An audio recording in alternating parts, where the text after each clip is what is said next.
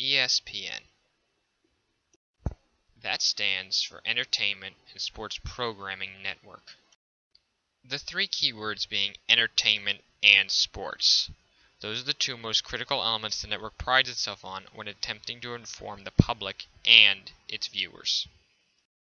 Entertainment, though. What does that have to do with sports? The logical answer would be that sports are entertainment. Look what happens on a daily basis in the world of sports. The New Orleans Saints returning to the Superdome after Hurricane Katrina and playing for an entire city. A game-winning touchdown catch by Santonio Holmes in Super Bowl 43.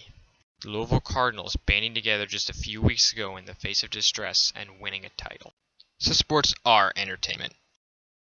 There's no doubt about that, and ESPN certainly recognizes it. The network's name says sports and entertainment, as if the two words are separate and not a direct cause of each other. That is slightly different, though, than sports being defined as entertainment.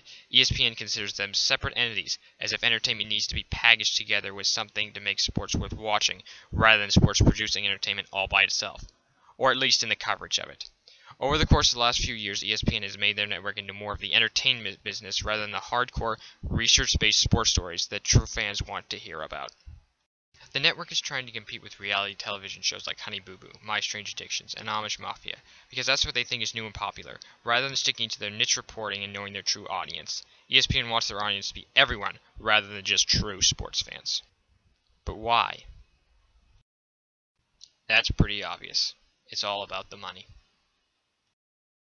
This is very problematic, though. Changing a philosophy that has worked for nearly 30 years to increase revenue, even if the quality or detail of work decreases.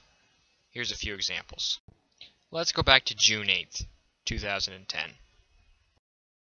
When LeBron James ended free agency in the offseason, he left the Cleveland Cavaliers and, quote, took his talents to South Beach, unquote, so he could play with the Miami Heat. This is a unique situation, though, because ESPN became the first network ever to devote an hour of television programming famously titled The Decision, in which LeBron James announced his much-anticipated news about what team he was now going to play for.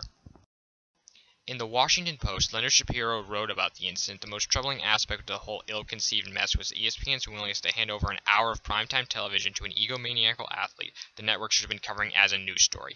After all, James' final choice of teams already had previously been reported and confirmed by several other news outlets, including ESPN's own man, Chris Broussard. Wasn't that enough?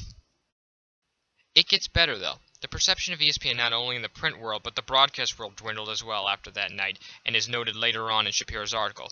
It felt a little bit cheesy, said a sports network vice president. It just felt like they were in bed with him, and it is something you never wanted to have happen. If you're going to tell us what's going on, get it right. Ask the question, where are you going to play next year? It was a joke.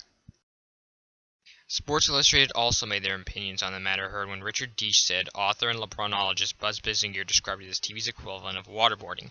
New York Post columnist Mike Vaccaro called it awful night for Cleveland, worst night for sports, worst night for ESPN.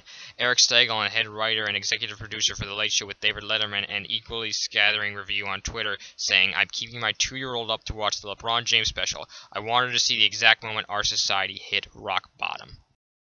As you can see, this is an approach that highlights the celebrities in sports and feeding their egos rather than the games, the news, and the facts themselves. Just look at Tebow Mania.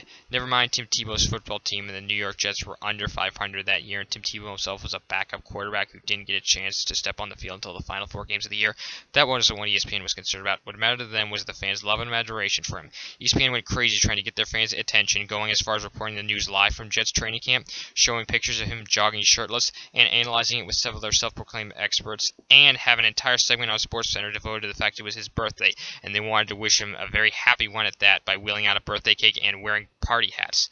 All this for a backup quarterback? The answer is yes. And the most interesting part about this whole dynamic is that ESPN president John Skipper even acknowledged that the coverage was a bit extreme, telling Sports Business Daily, we all know that if you focus on a Tebow story for the next 10 minutes, you're going to do better, adding, but the question is trying to take a long-term perspective and saying, guys, let's not get overexcited about the story and hyping it. Jason Gay from the Wall Street Journal noted, but such is the never-ending and bizarre phenomenon of Tim Tebow, a player who, because of his lack of playing time, should not command a moment of attention but remains a talking point, making news even when he's not news, to the point where the leader of the country's most influential sports network expresses regret about the manner in which he had been covered, as if Tim Tebow were a celebrity murder trial or underreported overseas war. So there you have it. People may say that speaking out against or questioning a network that could be a future employer for me personally is a bad idea. That may be true, but what I've learned in this media and society class and in my personal experience, good journalism comes without fear, without holding back, and without thinking twice about what someone else thinks, as long as you've done something constructive and worthwhile. I'm trying to change the fluff and flashy headlines ESPN, the primary outlet for news such as this, has become, and be a catalyst for change. I want to bring the industry back to a more credible and reliable age. Yeah, that's a tall order. Yeah, I'm one guy questioning $1 billion industry, and yeah, I may not get hired by ESPN now. But as you can see, I think we're going in different directions anyway.